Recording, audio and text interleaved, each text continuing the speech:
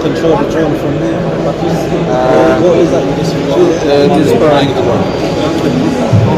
Controls the flying.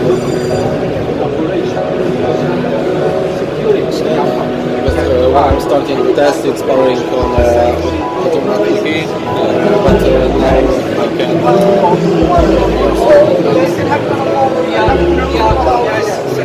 Everything, and then check out if there is something wrong. Change the radiation. Let the car goes.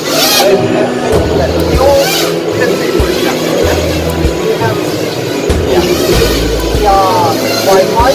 So that was autopilot, and now this is manual. I'm steering the drone, so I can manually try moving it in all the ways and find out if everything is okay. And then I can turn on